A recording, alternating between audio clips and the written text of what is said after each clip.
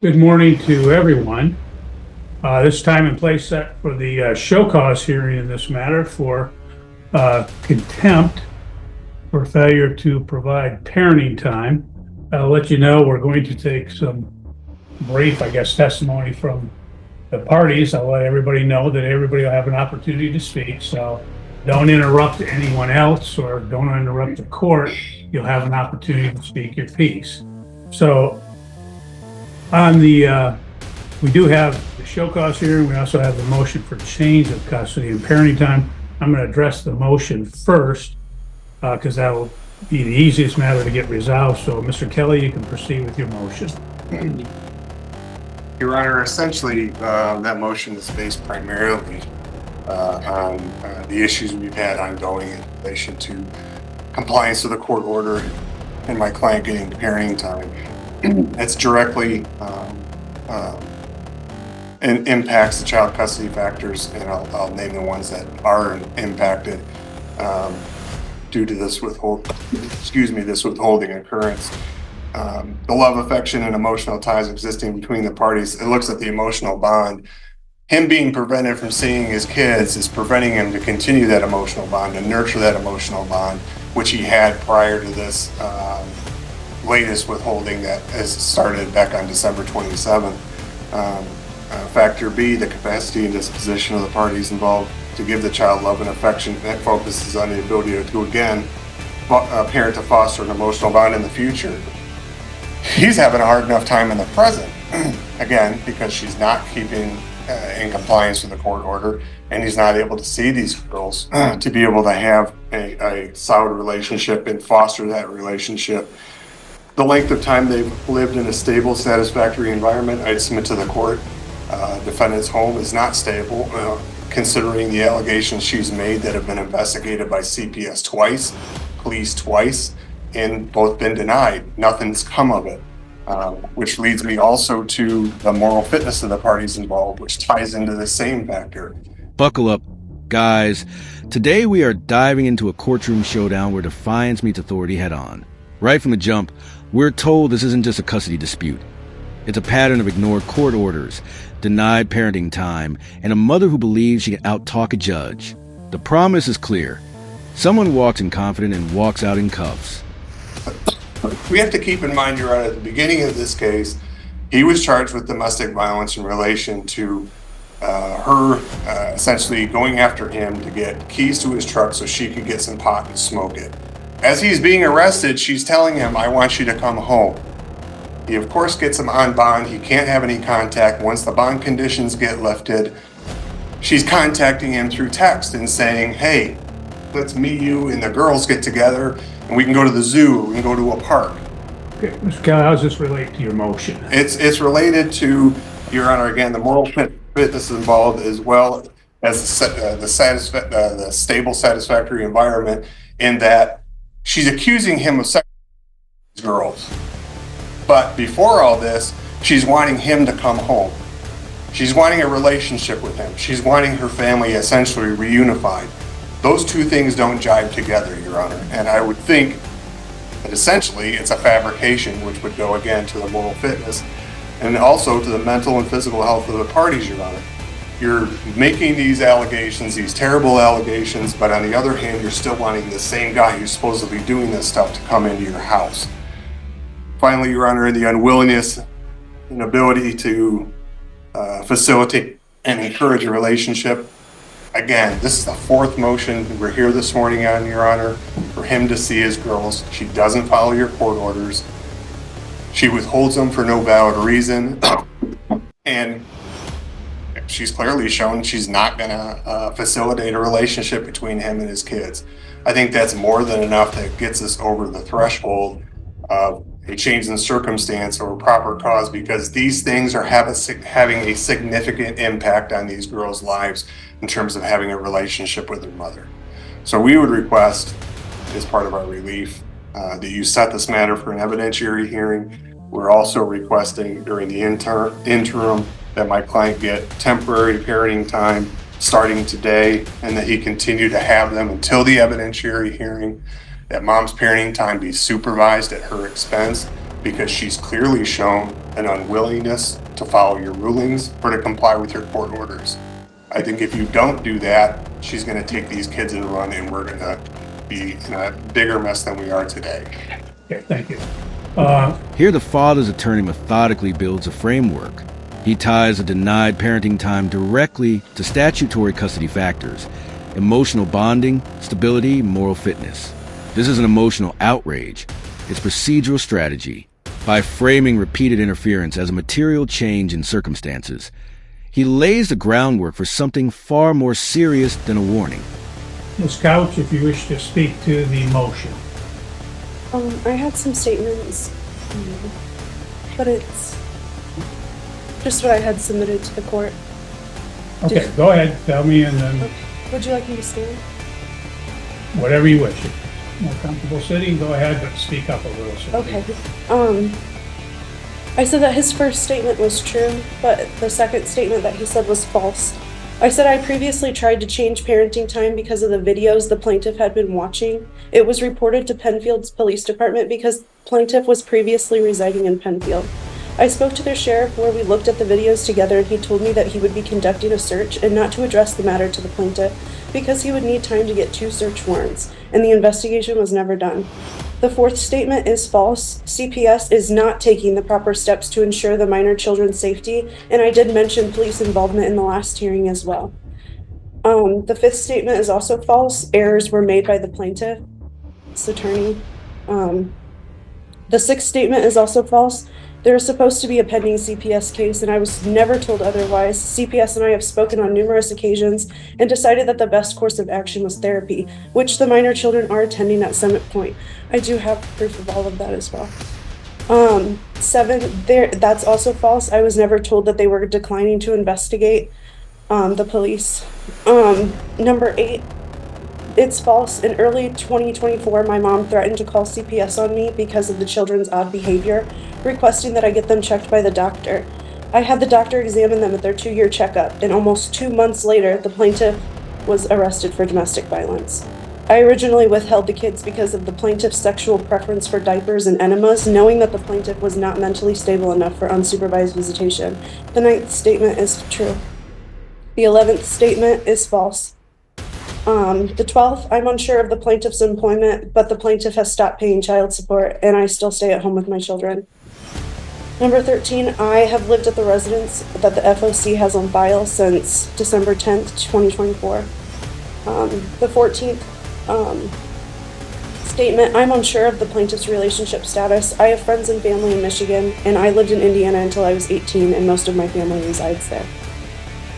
Number 15, I would like the court to consider changing the current custody orders and issue no further contact between the minor children and the plaintiff. Plaintiff should be held accountable for his actions, regardless of stature or representation. Now the tone sharpens. The attorney highlights contradictions. Serious accusations on one hand, invitations to reunite on the other. He suggests fabrication, instability, and deliberate obstruction. Then comes a real escalation. Temporary custody, supervised visitation, and law enforcement assistance. This is no longer about missed weekends. It's about control of the children. That's all. Okay, thank you. I don't need anything else, Mr. Kelly. What the court will do in this matter is the court has read the pleadings. Obviously, you're well aware of the file in this case. The court does believe that the plaintiff has met the VABARCA threshold of proper cause, change of circumstances sufficient for an evidentiary hearing. So the court will schedule an evidentiary hearing in this matter. Mr. Kelly, you can proceed with your show cause hearing. Do you wish to take testimony from your client? The mother responds with a rapid-fire list of denials and allegations. Police, CPS, therapy. She references authority figures, but offers no verified outcomes. Her most explosive claims hinge on moral panic. Yet nothing appears substantiated. The courtroom dynamic shifts here. She's speaking with conviction, but conviction alone isn't evidence. Okay, Mr. Connolly, if you step forward, we'll have you sworn in, and then we'll take some testimony. And I say brief testimony, I don't need to get into. Sure. We'll keep it straight and to the point here. Have you been getting your parenting time? No, Why not? but she is refusing to let me see it. Have you attempted to get your children from Ms. Couch? Yes. Have you called the police for their assistance? Yes. What happened when the police got involved? That she slams the door in their face, denies them, and just tells them no. Have you filed motions with the court to get parenting time? Yes. Has the court awarded you make-up parenting time? Yes. Most recently, did the court award you parenting time in January of this year? Yes. Did you attempt to go pick the children up for that make-up parenting time? Yes. What happened? She refused to give them to me again. Do you approximately know how many days you have missed so far as simply your overnights for parenting time? 20. Would you like the court to grant you some make-up parenting time this morning? Yes. No further questions, Drew. Okay. Ms. Couch, do you have any questions for the plaintiff? No? The judge cuts through the noise. After reviewing the pleadings, he finds the legal threshold met for an evidentiary hearing. That's significant. It means the court sees enough concern to formally examine custody. The matter transitions from argument to proof. What happens next will rest on testimony, not accusations. Ms. Putnam, how do you know Mr. Connolly? He is my son. You heard him just testify that he has parenting time with your granddaughters, correct? Correct. Okay. Do you assist him in pick-up and drop-offs for I parenting do. time? Has there been occasions when you have gone with him to go get the girls and anything happened in regards to him actually getting the girls? Prior to December 27th, yes. After December 27th, no, she refused. Let's talk about prior to December 27th. What would happen? We would go, then we were meeting at Riverside Park, and we would wait for her to show up. When she'd show up, she'd let the girls out, and they would come running up to Zach, and we would take them. Okay. Did something change after December 27th? She just started refusing to give the girls. His first visit that he was supposed to was, I'm not sure, but I got a text from Athena on New Year's Day saying Okay. that she was gonna refuse to give the girls. Either she would not be home, he would text her and she would not respond, or if she was there, we'd knock on the door, she'd open the door and then just say no and slam the door in our face. So we would go back to the truck and call the police for the police to come out and assist. And the police came out and assisted. That help in terms of actually getting parenting time to occur? No, she just did the same thing to the police. Just to clarify, that he talked about prior to the December 27th date, and the court had previously entered an order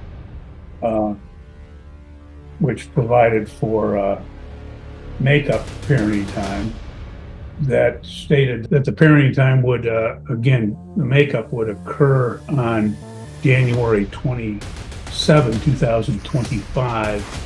And the plaintiff's motion states that he did appear on that date. Did you go with him on the January 27th date? Yeah. The father testifies calmly and directly. Parenting time denied. Police called. Court ordered makeup time. Refuse again. Most striking is what doesn't happen. There's no cross-examination challenging his claims. Silence in this context is powerful. Uncontested testimony often becomes accepted fact, and that fact pattern is stacking quickly. And what happened on that day? She just refused. I don't know, either she refused or she wasn't there. And you don't remember if she was not there or if she refused? I don't remember that specific time. Okay. I have it written down. Okay. Ms. Couch, do you have any questions I of do, this witness? yes.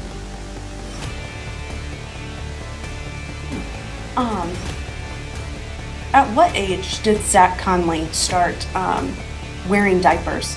Judge, I'm going to object to it. Ma'am, that is not germane. What No, I am. Ma'am, what we'll do is we're here to determine whether there was parenting time. That's the show cause, okay? So that's what the purpose of this hearing is. So you can ask questions about the parenting time, compliance with the orders, etc. Okay? Okay. Go ahead. And you were at my residence on the 27th to pick up the children? Oh, actually, on the January 27th? Yes. Or Yes. December 27th. Or sorry, no, January 27th. I don't have anything written down. Yes. Okay. Even though the order was for the 29th. Wasn't that the Whatever, order that the judge whatever put in day, place? whatever judgment day. So you I don't know were- specific dates, whatever. And I slammed the door in your face how many times? Twice that I went by myself once because that was at an appointment that And you slammed the door in my face. I have it on video, yes. and you came alone, correct? I did that day, yes. That was all I have. I'm sorry. Okay, Mr. Kelly, any redirect? No, Your Honor, no further questions, no further witnesses. Okay, you may step down. Thank you. The grandmother reinforces a narrative. Exchanges once happened peacefully. Then, suddenly, doors slammed, text sent, police involved. This establishes a clear timeline of behavioral change. The repetition matters. Courts look for patterns, and this testimony paints a consistent one. Systematic refusal, not isolated confusion. Ms. Couch, do you wish to present any testimony or witnesses? No? Okay.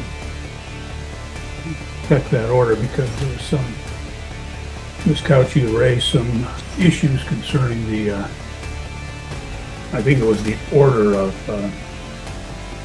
January 27th. I wanted to make sure if that was the time as well for the makeup parenting time. I believe it was, but It's January 27th through February 9th. okay, that's what I thought. And I could have swore the pickup date was the 29th. I apologize.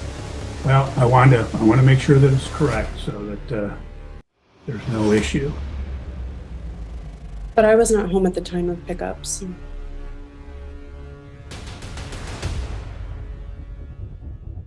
And why is that? Because he is our children, and I don't believe that he needs any more parenting time. You understand that there's an order for parenting time. And if it was your children, you would be sending them with him. I'm just asking you a question. You understand that it was parenting, that it was ordered. Didn't you deny that? Didn't you go on base and deny it after the fact? Not the other particular orders. I did deny an ex parte order at one point, but there were subsequent orders to that. You guys did receive the pictures that I submitted to the court as well, correct? Anything that was filed has been in the file. I would love you to take that into consideration. I would know for the court, I received no response to either of these pleadings for today's hearing. Okay.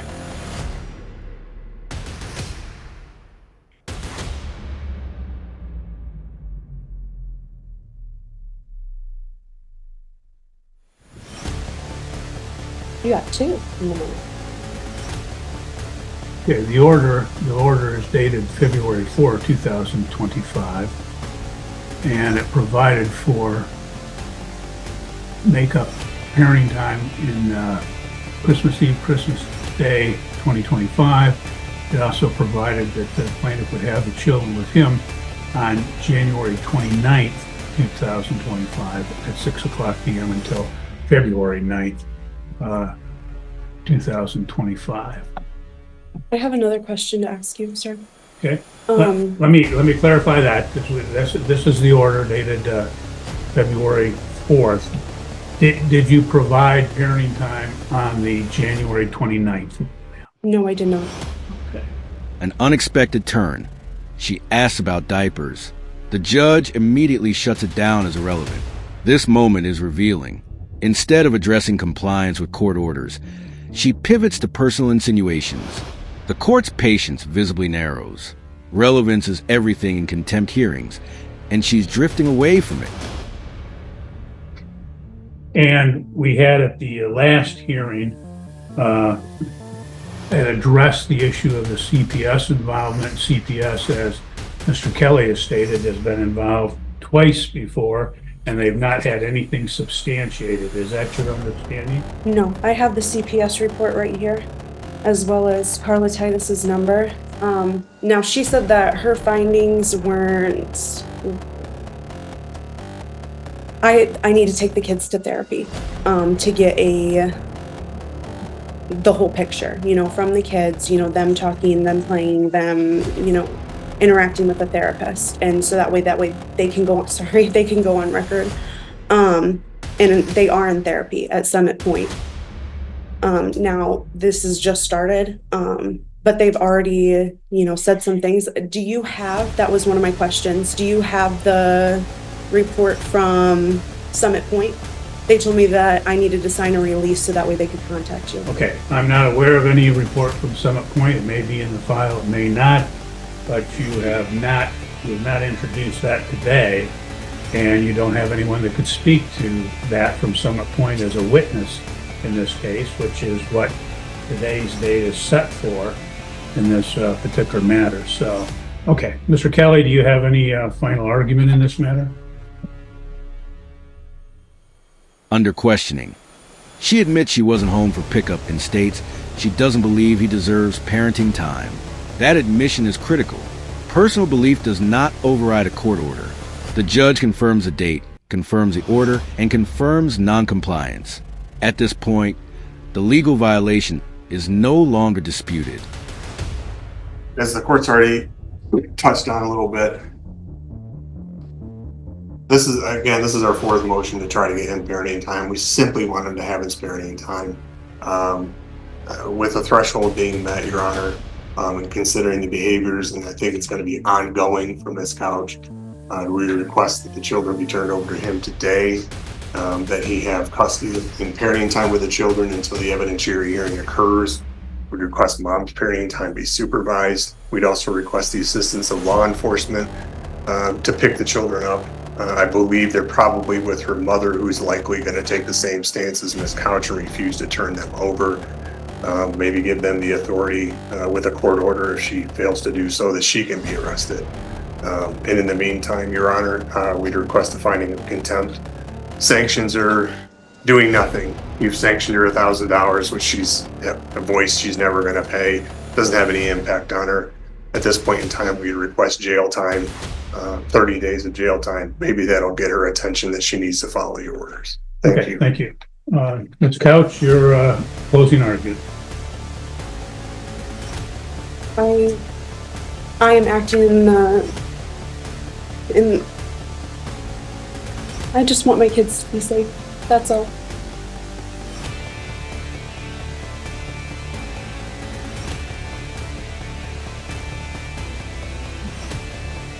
Okay, thank you.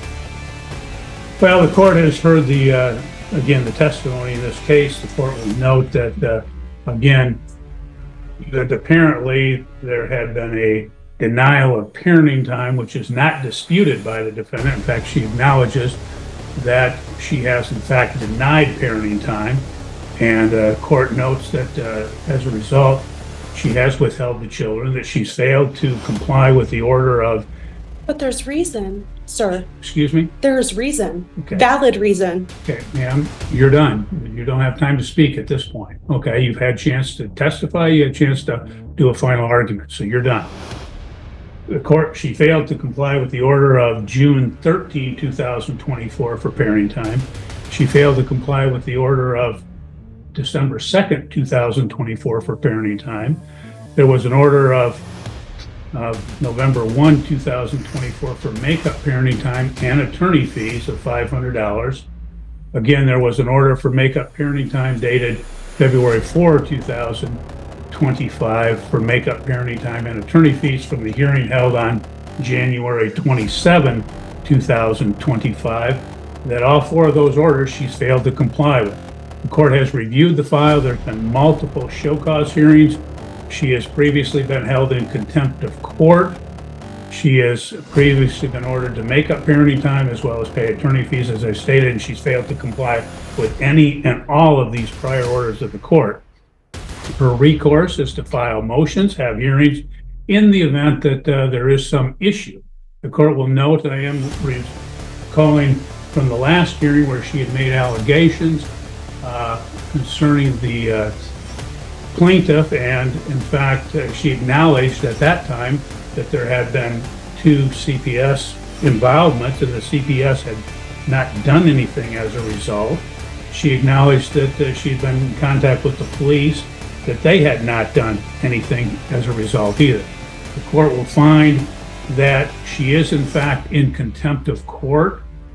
The court will, as the plaintiff stated, he's entitled to 20 days of makeup parenting time, and that shall occur at such time as he acquires the care of the children. The court will note that, again, the prior rulings of this court, that she had done makeup parenting time on 2 occasions, as well as paying the attorney fees, that in fact she has ignored and refused to comply with those particular orders.